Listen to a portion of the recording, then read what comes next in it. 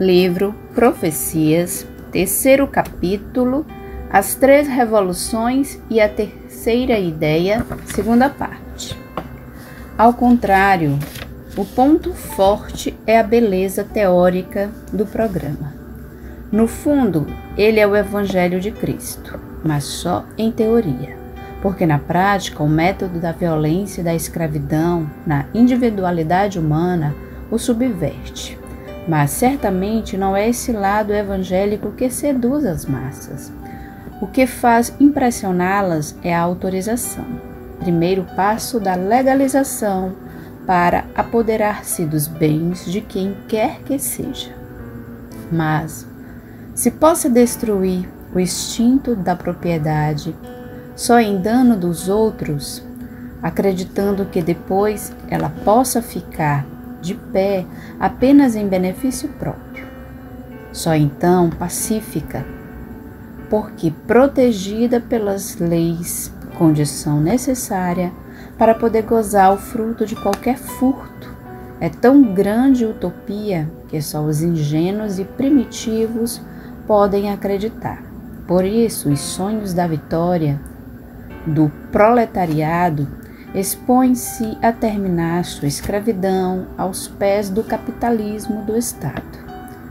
Quanto terão que sofrer ainda as massas antes de aprender a compreender por si mesmas o que é possível e o que é impossível, o que é verdadeiramente direito e o que é promessa irrealizável.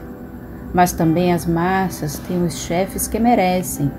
Com efeito, ouvem os demagogos que as enganam e os que ouvem porque a promessa é bela e agradável, ainda que não venham a realizar-se. Cristo, que disse a pura, mas dura verdade, foi crucificado. Como terminará o fenômeno comunista russo? Ele contém em si os germes de sua própria destruição, embora justificado e provocado em seu nascimento pelo acumular-se de séculos de injustiças e opressões, tal como a Revolução Francesa, por seus exemplos em sentido oposto e por seu materialismo, que o fazem ignorar tais leis biológicas pela supressão da individualidade, por sua violência e pelo seu absolutismo que suprime justamente aquela liberdade que ele proclama e que a vida quer conquistar. Se a vida permite tudo isso, sem dúvida para utilizá-lo a outros objetivos seus, mais tarde terá que apressar-se e destruir tudo o que é antivital. Pode se subjugar com a força, oprimir, escravizar, destruir, mas tudo tem um limite e quem se coloca contra as leis da vida está perdido, justamente quando esta quer dar um passo à frente. Que êxito pode ter a tentativa contrária de dar um passo atrás? Só este de ser liquidado e arrastado pelas forças da vida que são mais poderosas. É natural que em um regime se propõe subverter a ordem, só passa a ter funções destrutivas, enquanto que as construtivas são confiadas a outros povos. E é natural também que os elementos da desordem, como ocorre com todas as revoluções, sejam depois eliminados sobre os impulsos da vida. Neste caso, eles são representados pelo regime soviético russo. Com efetivo, a vida não admite desordem, senão como fase de transição e com objetivo de progresso. Resulta de tudo isso também que os verdadeiros objetivos do fenômeno russo, no entanto, que os fenômenos objetivos fenômeno russo não estão na Rússia e que o comunismo se transferirá daquele país para transformar-se a lures.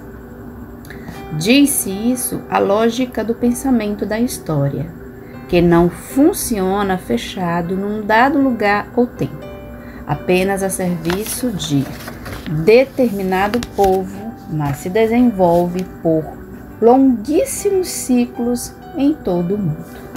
O problema da expansão ideológica de uma doutrina é muito árduo, porque deve considerar a história e a psicologia de cada um dos povos no âmago dos quais queira penetrar. E isso constitui uma barreira à expansão do comunismo soviético, tal qual ele é hoje, pois não pode evitar ser russo. Então precisa contar com as diferenças e, logicamente, com as resistências étnicas. Observemos o fenômeno particularmente em relação à raça latina, que tem uma história e qualidades tão diferentes dos povos nórdicos. O sistema da força bruta e do terrorismo não poderia resistir por muito tempo em contato com a inteligência e o espírito individualístico de independência dos latinos, frutos de milênios de elaboração que os povos nórdicos não viveram, enquanto estes constituem de imediato um chefe ao qual depois obedecem cegamente. Os latinos possuem uma autonomia de julgamento que os torna rebeldes à obediência. Por isso os nórdicos, sobretudo os alemães, parecem-nos organizados e disciplinados, e os latinos desorganizados e indisciplinados. Consideremos um exemplo clássico. Um alemão, antes de agir, reflete muito e organiza um plano estudado em todos os pormenores, mas depois o executa teimosamente até o fim, mesmo se mudadas as circunstâncias de ambiente. Ele se torna suicida e absurdo. Pode chamar-se a isso coerência, tenacidade, fidelidade. O italiano, entretanto, não faz plano algum, mas estabelece um a cada passo, de acordo com as circunstâncias, e o abandona logo este não lhe seja mais útil, para então organizar outro melhor. Pode chamar-se a isso incoerência, volubilidade, infidelidade, mas para a mentalidade italiana, o primeiro sistema parece simplesmente estúpido. E o é, especialmente na guerra, que partindo do princípio de que o mais forte tem o direito de estagnar o mais fraco, não pode entender-se dá-nos lições de moral. A razão dessa coerência, tenacidade, fidelidade, disciplina e organicidade na ação alemã é a falta de inteligência de indivíduo isolado. Embora exista uma inteligência como coletividade, acontece assim que o alemão obedece muito mais por princípio, por respeito ou por temor do que convicção. O italiano obedece apenas se está convencido. Parece rebelde porque só aceita o que quer. Afora o caso de coação pela força, em que não se pode falar de obediência. Ele jamais obedece cegamente, mas examina, discute a ordem que coloca-se ao menos psicologicamente no mesmo nível de seu chefe. E por isso também que o alemão pensa, age e funciona sobretudo coletivamente, ao passo que o italiano pensa, age isoladamente e individualmente, coisa que o alemão custa para fazer. O instinto alemão é o grupo, o instinto italiano é a independência. Do sistema alemão de funcionar o grupo sob um chefe obedecido cegamente, em perfeita disciplina, deriva o fato de que, se o chefe é inteligente, a fidelíssima máquina funciona à perfeição. E o pastor poderá conduzir suas ovelhas aonde quiser. Mas se o chefe é Dessaciado, todas as ovelhas o seguirão até o fundo do precipício fidelissimamente e se deixarão matar por ele. Vimo-lo na última guerra. Os italianos, ao contrário, se o chefe é inepto, todos o percebem imediatamente, porque ele é observado e controlado por todos continuamente, e a revolta é imediata. O chefe é liquidado e o reajuste, sem pastor, é pronto, porque cada ovelha sabe, mais ou menos, agir também como pastor. Nenhuma delas será jamais tão simples que siga alguém sem juízo até o fim, para deixar-se matar por ele. Porque é diferentíssimo o modo de comportar-se dos dois tipos biológicos na mesma circunstância. Os alemães preveem tudo, mas ao primeiro obstáculo os reversam. Não tendo capacidade para recuperar-se, não contornam a dificuldade, mas param diante dela, detêm-se para derrubá-la. Batem com a cabeça e, se não a conseguem sobrepujar, morrem ali mesmo. Os italianos, diante do obstáculo que lhe fecha o caminho, acham-se outros, transformam-se, mimetizam-se, emborcam as situações, convencem-se de que, sem dúvida, queriam andar em direção oposta e deixam os obstáculos para trás. Tudo isso pode parecer ilógico, incoerente, falso e mentiroso, mas salva a vida de que quer e deve ser tão elástica que saiba adaptar-se a tudo, contanto que retorne o caminho e continue, que é o mais importante. Isso tudo é apenas um exemplo que se pode ampliar aos povos nórdicos de um lado e à raça latina do outro. Ora, a expansão comunista tem que levar em conta as diferentes éticas que representam uma barreira mais forte do que uma cortina de ferro. Ao terem que defrontar-se tipos biológicos tão diferentes que levaria a pior, quem pode fazer o coletivismo russo em que o indivíduo desaparece, o que só é possível na Rússia, posto em contato que o superindividualismo latino, conquista biológica que jamais abdicará de seu trono, é uma civilização mais primitiva, como a russa, não se arrisca a ser absorvida por uma civilização mais madura. Nos embates de massas, as resistências étnicas representam as forças primordiais e irrefreáveis da vida, cujas reações é difícil deter. Deduz-se tudo isso que a vida hoje aceita e quer pôr em prática a ideia da justiça econômica, porque esta se encontra na linha de seu desenvolvimento. Essa ideia só poderá emigrar de seu berço quando despida de todas as superestruturas russo-soviéticas. A tarefa da Rússia, pois, é diferente do que se pensa. Sem dúvida, esse povo despertou de um sono secular. Poderá ajudar a Ásia a despertar, mas o primeiro é negócio interno, o segundo é fenômeno de imperialismo em que o comunismo não entra.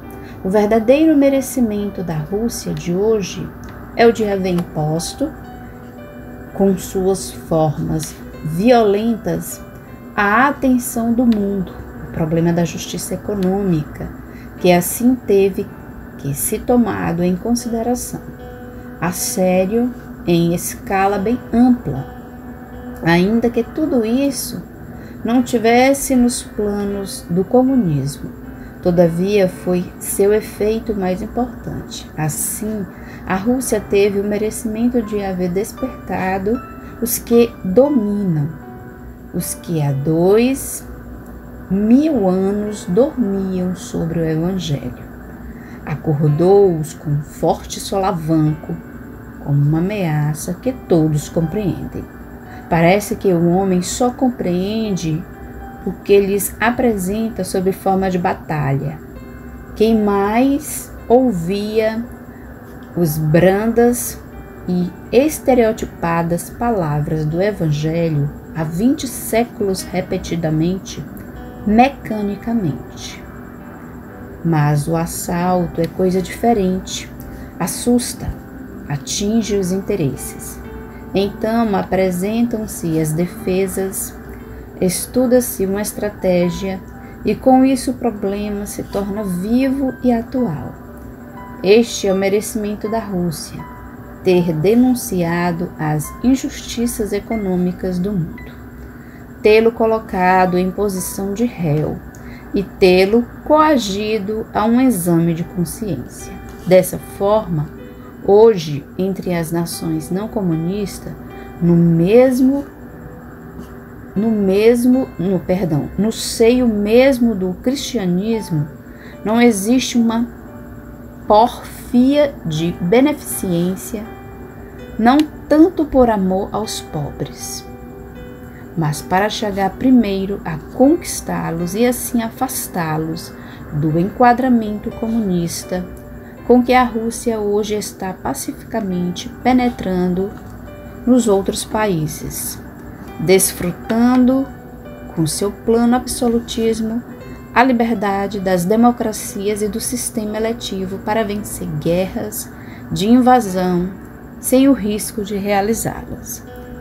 Ter imposto ao mundo essa corrida à realização da justiça social é o maior mérito da Rússia de hoje. É a verdadeira forma de expansão comunista, a única que poderá permanecer algo. Esta, porém, é a expansão da ideia da justiça social e não a do comunismo russo.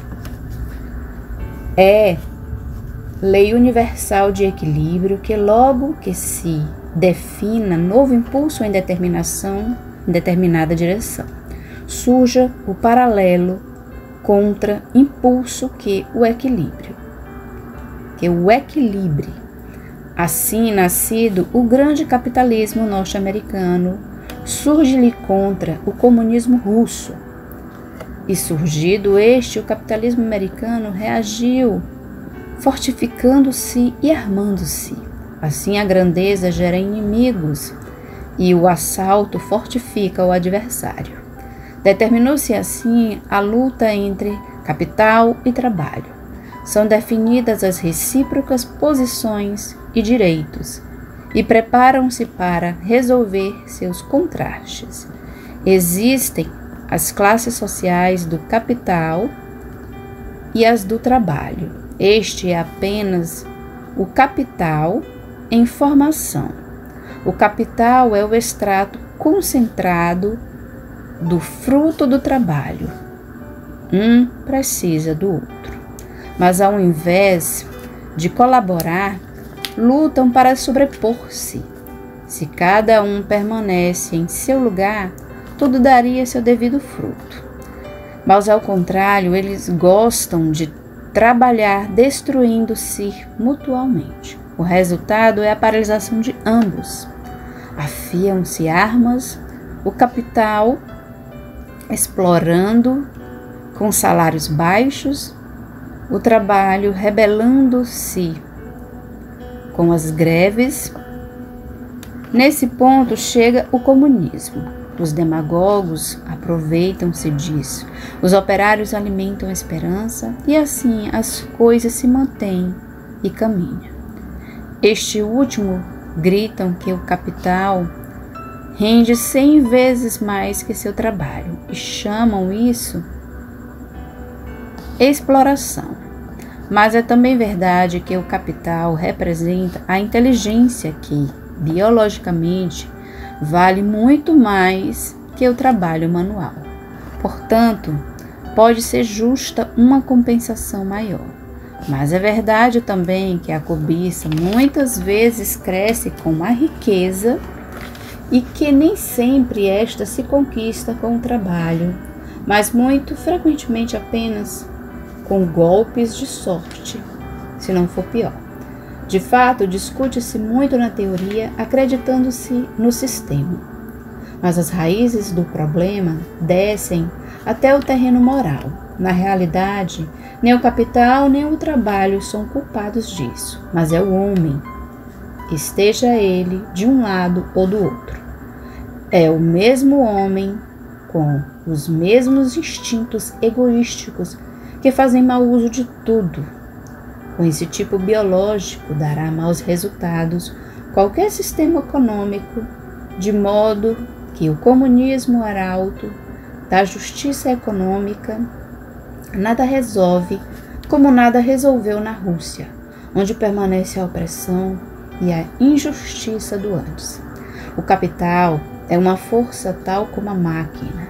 Enquanto não nasceu o homem superior que saiba ser senhor deles pelo bem e não servo por sua cupidez, nem um nem o outro libertarão o homem, mas o tornarão cada vez mais escravo. Dessa forma, o capital, ao invés de ser considerado ajuda benéfica, é tido como meio de exploração, apto a congelar a riqueza em poucas mãos e a fechar o caminho ao trabalhador. É necessária uma nova consciência colaboracionista, um modo totalmente diferente de conceber a vida, baseando não no utilitarismo individual ou de classe com prejuízo dos outros, mas tão vasto que abarque todos. Isto, porém, faz parte de outra revolução que o homem fará amanhã, quando estiver mais maduro. O problema é bem diferente do que é equacionado hoje. Os sistemas sozinhos não resolvem. São produtos humanos com finalidade de experiência e, portanto, podem também servir de meio para resolver, mas não representam a solução, que depende das atitudes da alma, porque a raiz de cada ato e sua forma dependem da motivação. Esse elemento moral é o princípio de ordem a que se prende o pensamento da história, que é muito diverso a do homem que acredita dirigir tudo. Olhemos a Primeira Guerra Europeia, de 14 a 18. A Alemanha queria conquistar espaço e domínios. Ao invés disso, gerou um filho completamente diferente. O comunismo na Rússia. Seu pai foi um alemão, Karl Marx. A Alemanha impulsiona a divulgação de suas ideias na Rússia, com o auxílio de Lenin. Hoje, a Alemanha sofre o jugo comunista russo. Outro fato: a europeia e a América do Norte, ajudando a Rússia a vencer, criaram um inimigo e uma ameaça permanente. Eis como acabam os cálculos das astúcias humanas. A história, ao contrário, segue outro pensamento, o de justiça, que faz recair o mal nas costas de quem o cometeu. Este princípio que vimos em prática nas revoluções que comem seus próprios filhos e que vemos ainda hoje realizar-se na Rússia, levaria à conclusão de que também os Estados Unidos deveriam pagar, recebendo em suas cidades tantas bombas quantos lançaram na Europa. E isso, naturalmente, para efeito benéfico de libertação, também para eles. que nos estará reservado, pois no futuro, segundo o recôndito pensamento da história, na direção dos acontecimentos humanos. Retomemos o conceito de onde partimos neste capítulo e que é seu leitmotiv. O fio condutor do longo caminho da história é um irrefreável e instintivo anelo à liberdade. Exprime o superamento da inferioridade e a libertação da prisão em que caiu o homem. Ora, de que forma poderá continuar a manifestar-se esse impulso à vida? Em outros termos, na cadeia progressiva das revoluções, que funções e finalidades terá a próxima?